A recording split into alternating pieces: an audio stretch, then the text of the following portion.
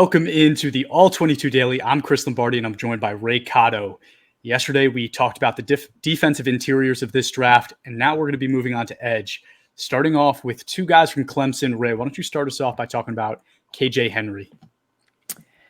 Yeah, KJ Henry, probably the more heralded recruit of the two at the time they went to Clemson, which you can kind of see on tape when you watch him initially. You could see sort of some of the athleticism that if someone told you, hey, this was like the number 2 overall pass rusher in his high school class coming into Clemson, you'd be like, okay, yeah, that makes sense. I believe it. So KJ Henry is 6'4", 1/8", 251 pounds with 33-inch arms, 10-inch hands, ran a 4.63 40-yard dash with a 1.65 10-yard split. So the 40 there is better than the initial 10-yard split there. Vertical and broad jumps are nothing to write home about. So he's got basically kind of a lean type of frame for like an athletic finesse type edge player. And that's pretty much what you see. But I have some concerns. So first, yes, he's a finesse player. He's a smooth athlete with, just a pretty decent frame. Looks good on the move when he's trailing plays down from behind and from the backside. And when he's doing some gap exchanges and running those stunts, he moves pretty fluidly, and you like what you see there, right?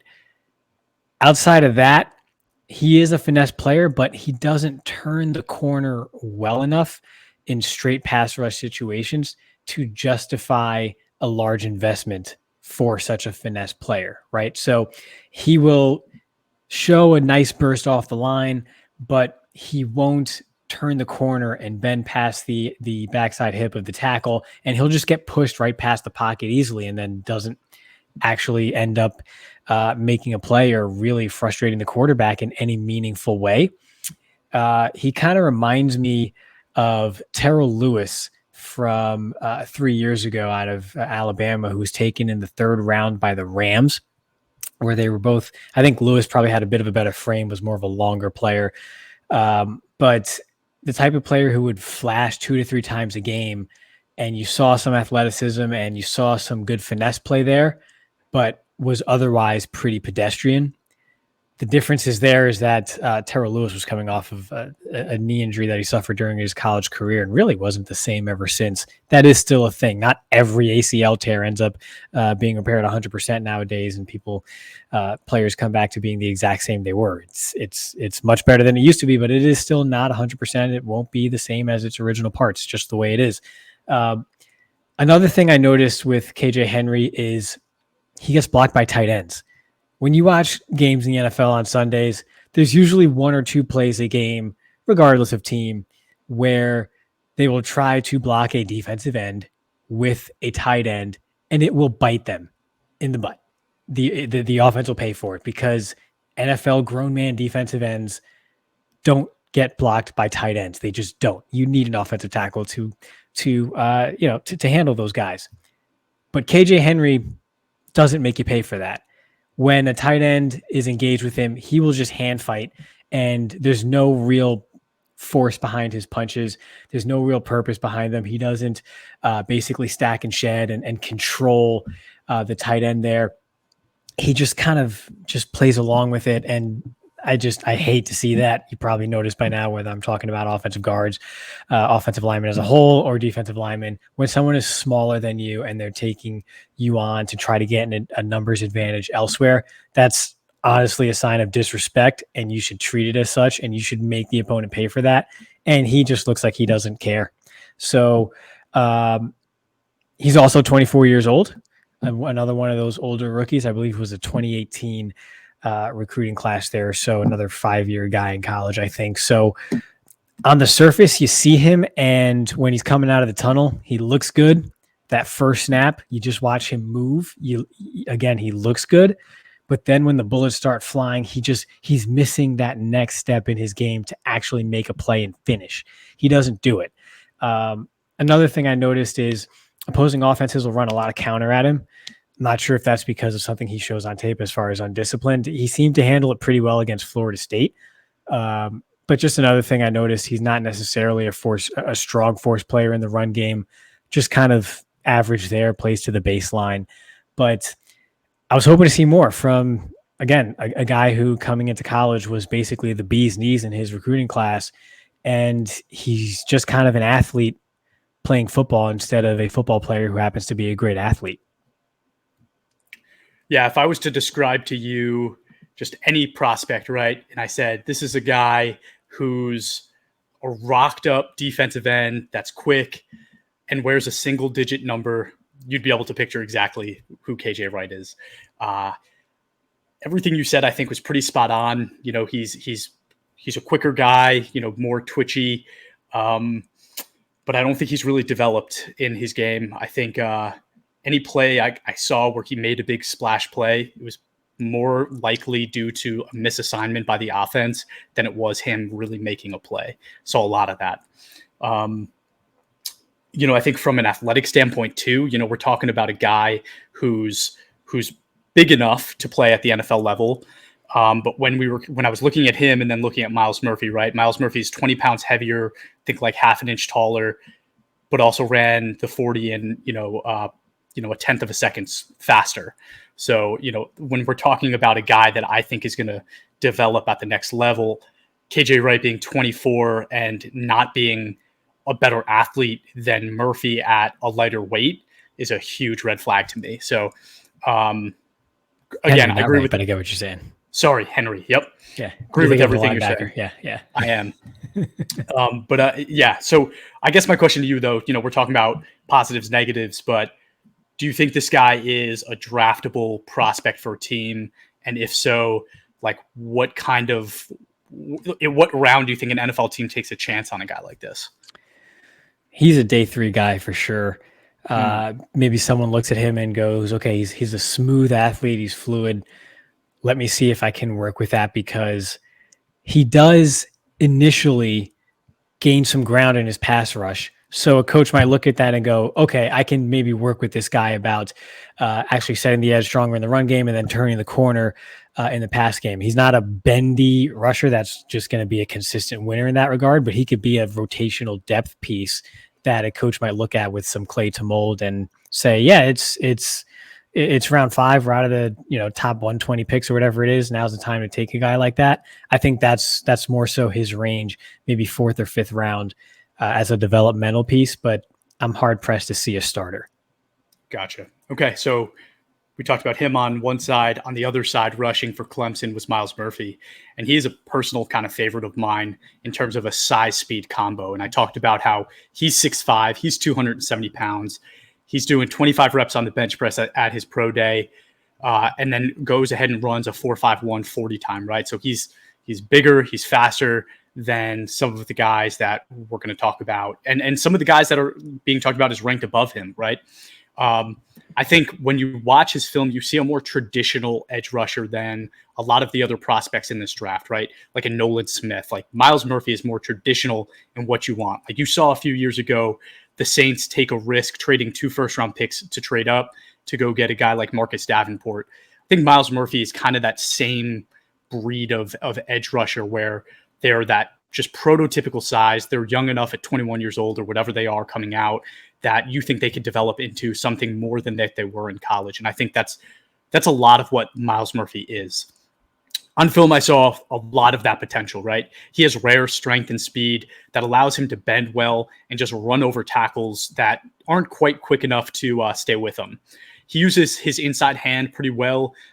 He can get onto the inside shoulder of tackles to throw them off balance and then, get them out of control and just knock them over. And he uses his outside hand really well to keep free and go and get the quarterback. So a lot of positives about his game. I think his swim move still needs to develop quite a bit. And he needs to do a better job of just keeping offensive tackles' hands off of him, right? Like I think he does a good job keeping a hand free, but he does allow them to get him. So I think the fact that he's bigger and stronger and faster than people in college has been a benefit of his. Now going to the NFL, I think it's going to be a lot harder for him to just rely on that natural athleticism and strength. I like his instincts as well, especially on option plays. You see a lot of option plays where he's patient and does a really great job just staying with it. He has this kind of lateral movement that reminds me of skills that traditional linebackers have, right? So a guy that's 270 pounds to be able to move laterally like he does, especially on option plays, is a huge bonus for him. And I see that help him a lot on backside runs when he's kind of like the guy on the backside closing the gap, right? Trying to keep edge integrity. He closes that down really well. And then, like I said, he likes to keep that outside hand available, and he does a great job of that. He played over 1,500 snaps in his 3 years. And again, he's still young at 21 years old. So I think while his grading was pretty disappointing, I see enough of that pure talent with that pure size speed combo where I think he's going to have a really, really promising NFL future. You know, worried about his 8.5-inch hands? It creeped me out, honestly, when I saw like his graph, right, where everything's on the outside, like, oh, he's a 90 here, he's a 90 percentile here, and then it's like a 0 percentile hand. It was a bit weird, but I don't know how much that matters. Yeah, maybe it's a clerical error.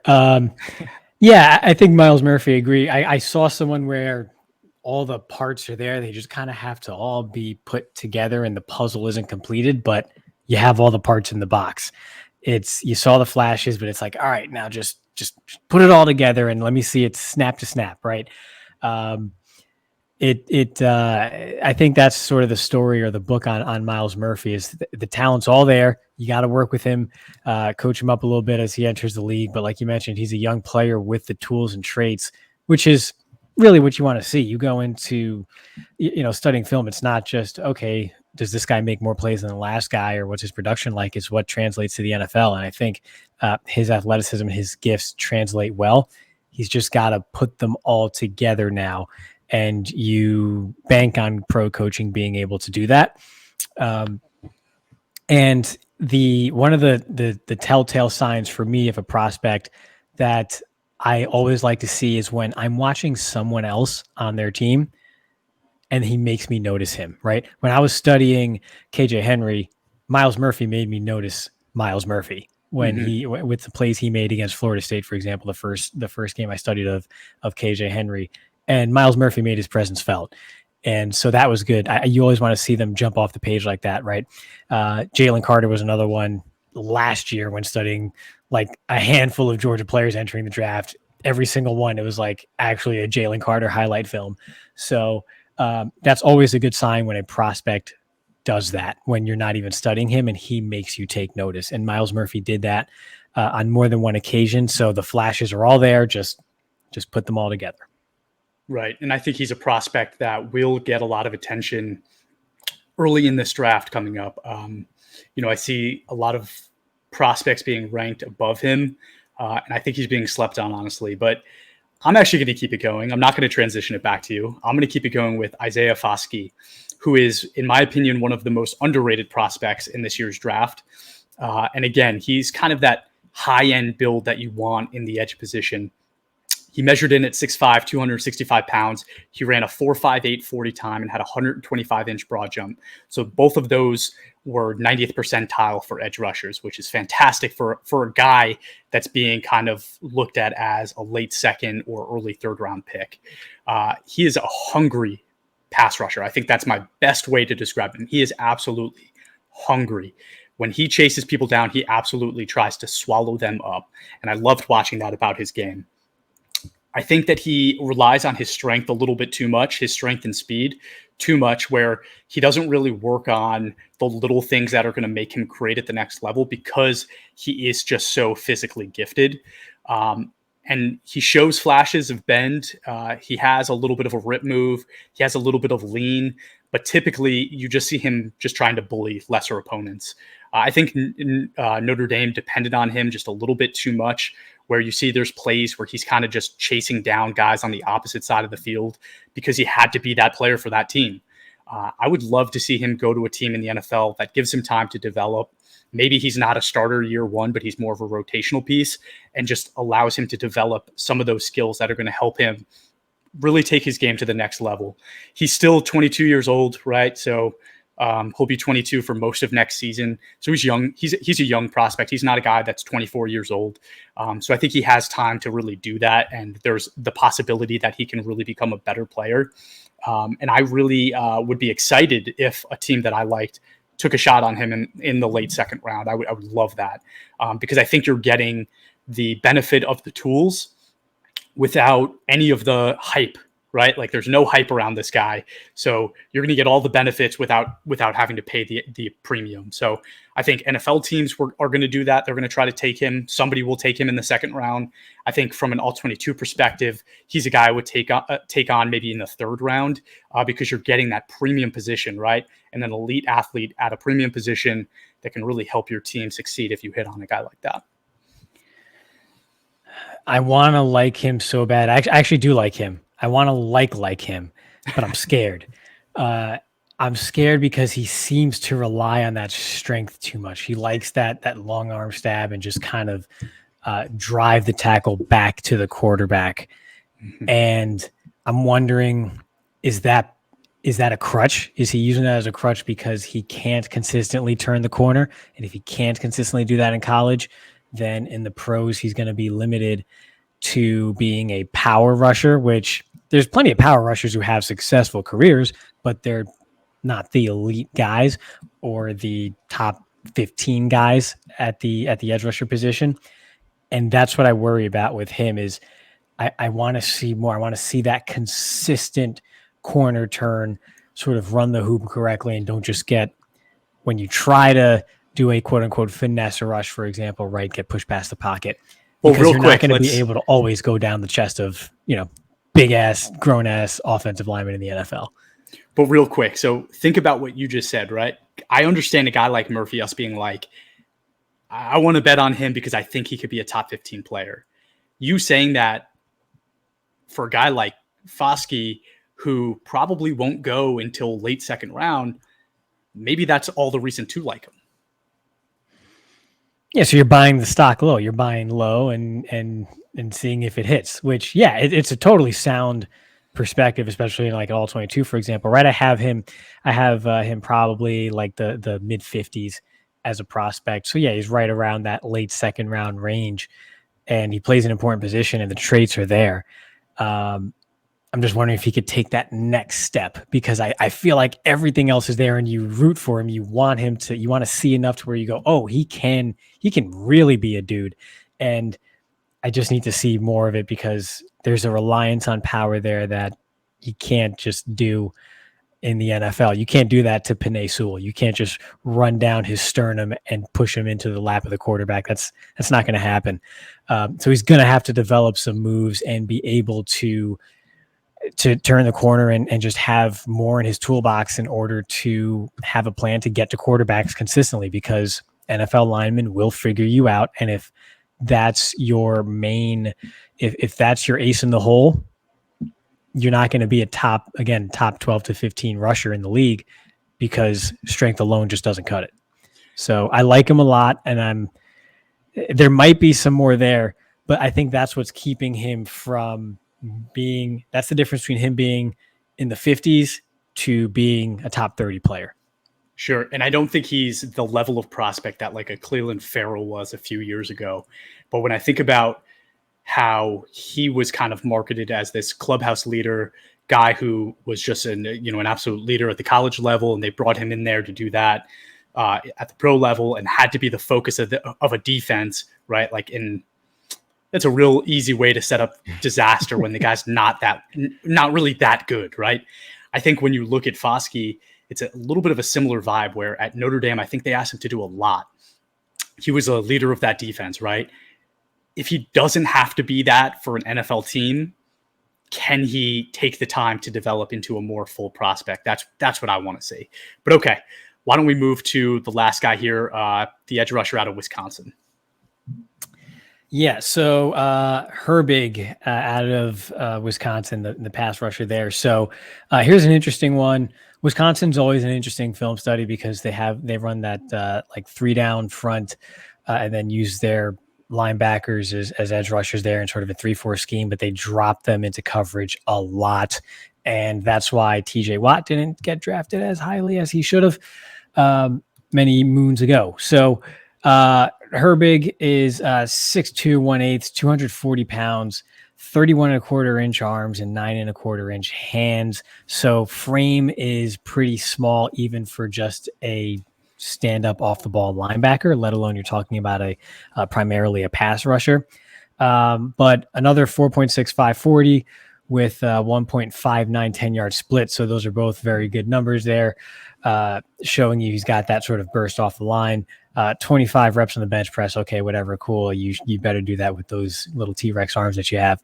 The first thing you notice about Herbig is he's a bendy rusher. He turns the corner and he does it with ease. And I love to see that. Part of that is he's only 6'2", so he can get under the arm of that offensive tackle there and really just, have that low center of gravity and surface area to basically turn the corner there and get past that back hip. He's also good with his hands, not the most violent with his hands, but has a good chop and sets the edge well in the run game, at least against tight ends. So when you go from watching KJ Henry to watching Herbig here, you go at least, okay, great. This guy doesn't like being blocked by tight ends. Good. Nobody should be blocked by tight ends. So he does take offense to that, which I like to see.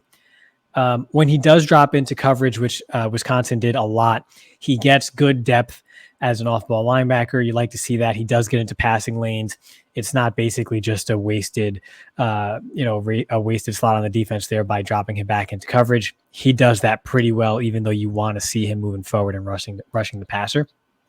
One thing I did notice, especially against Michigan State, he had a couple missed tackles there. He needs to be more sound and finish. He could be a little out of control, not square up, and basically just overrun a play and not finish a tackle even when he wins his rep. And then just another note here as I'm just going through, I guess this is while I was watching him on strict pass rush situations, he just whoops ass with how he turns the corner. And I think that's backed up. His like PFF true pass set grade is like 93 or something ridiculous. He's phenomenal in just straight pass rush situations. In the run game, he's not a run fit player.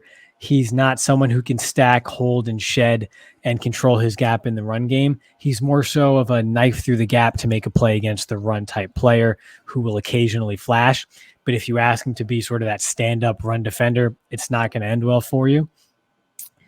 So with that, you wonder if he's just a pass rush specialist only in the NFL with that bit of a limited frame. He can't really grow into some sort of power player, right? Given his small frame. But he should be good in that role if that's what he's asked to do. Give him 20 snaps a game in pass rush situations and he will be disruptive. He'll be very disruptive. One thing I did want to see, the last game I looked at of his was against Northwestern. And I said, oh, great. Can't wait. Let me just fast forward to when he lines up against Peter Skoronski. And I waited and I waited and I waited. I waited the entire first half. And then finally he lined up the one play against Skoronski. And then all of a sudden you see on the edge of the screen there, the tight end comes in to line up alongside Skoronski there on the wing and then chips and doubles him and negates the whole damn evaluation anyway. So I never got to see the heavyweight fight that I wanted to see. Which, I guess I get it, whatever your coach is, you're trying to find a mismatch, so you're putting him against the right tackle against a team like that. But you never got to see the heavyweight fight that you wanted, which I would have loved to see. It's two guys who don't have length and big frames going up against each other, which is exactly what I wanted to see. And I didn't get to see it. But overall, I see what I believe to be a pass rush specialist, but a good pass rush specialist because he is disruptive. He's good with his hands. He doesn't just rely on athleticism when rushing the passer. He has a motor. He has good footwork. His feet and hands are coordinated. They work well together. And he's just giving offensive tackles fits. He's pesky, I think is the best way to put it. So probably not a top 50 pick, type of guy that maybe goes late third round, early fourth, but has a role on a team pretty early on and plays to that role a handful of years and does pretty well at it in the NFL. Maybe every edge that we spoke about so far and the edges essentially in this draft, besides maybe a Will Anderson, are all guys that we're looking at and saying, oh, they have all these tools, but we need to see them become more at the NFL level, right? Like they didn't show us it all in college. We're betting that they're going to show it to us in the NFL. I think Herbig is the exact opposite of that. Like he showed us everything that he can be in college. I just don't know if he's going to be able to show us that same game in the NFL because of his frame.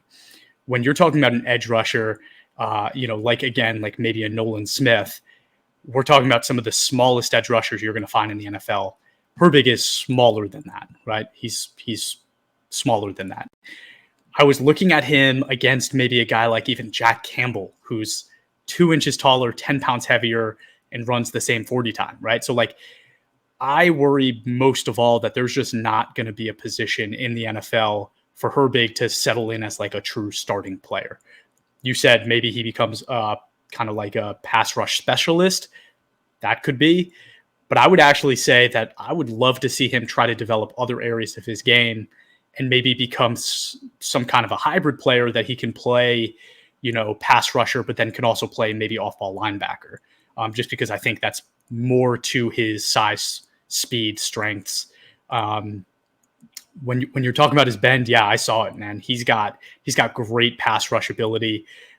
He's the guy you root for just because like you look at us, we're just these two undersized guys. It's like, we know what it means to just like have to put effort into everything and still be like, less than everybody else on the field. Right. Until you go and prove yourself. Right. And that's something that he did. I think my biggest concern is just don't know if that frame can really play at the NFL level. You compared him even to like TJ Watt, who's, oh yeah, and don't get me wrong, he's not TJ Watt, but he's just significantly smaller too, right? Besides whatever TJ Watt is, this guy's significantly smaller. Do you think that there's any possibility maybe that his game can work as an off-ball linebacker? I think so, because he showed well in coverage, at least in zone coverage anyway. They dropped him a lot. It was actually frustrating how often they were dropping him into coverage because I wanted to see him rush the passer, and they kept dropping him to coverage. And then they dropped him into coverage again. And then he would rush the passer and he'd get pressure. And I'm like, why aren't you just doing this every freaking play? But I guess when you're playing Iowa and the Big Ten West, you can get away with that. So I think he's got the well-rounded skills to do it. So I mentioned he's not that real sort of hold up, stack and shed run player. And that's the weakness in his game, but he could absolutely drop back and be a coverage off-ball linebacker as well. Just the issue there, which we've touched on in many episodes previously, not just when we're focusing on the draft, is just how NFL offenses attack linebackers. And it's so hard to grade well because they're basically the ones being read in the run and pass game. And it's just so difficult. Offenses are basically built to make off-ball linebackers be wrong every play. And so if you invest in Herbig in an all-22 draft, you're in like the 5th, 6th round or something, and you go, hey, this guy's a role player. He's good at that role. Someone drafts him for that role in the NFL. I can make out as long as he grades well for me. I'm rolling with it. And then all of a sudden he becomes an off-ball linebacker and he's just under attack every week. There goes your grading advantage, right? So I think he could do it. I think he showed he's a heady player.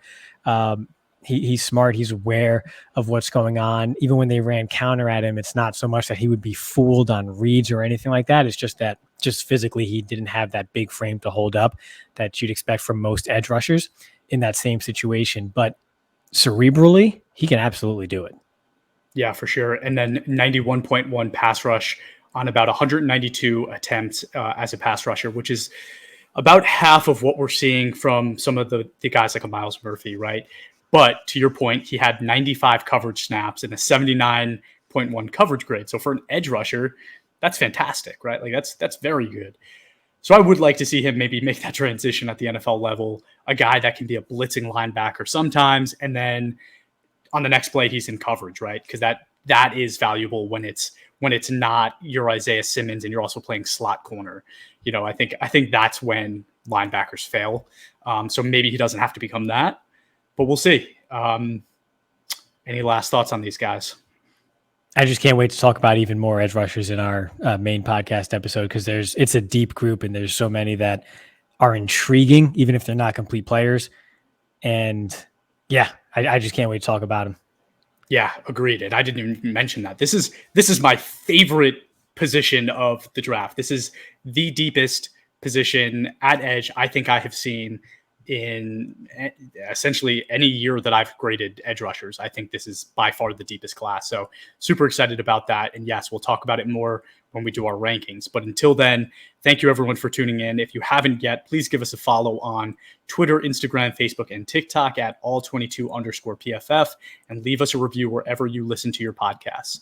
Thanks so much for tuning in. Have a great night.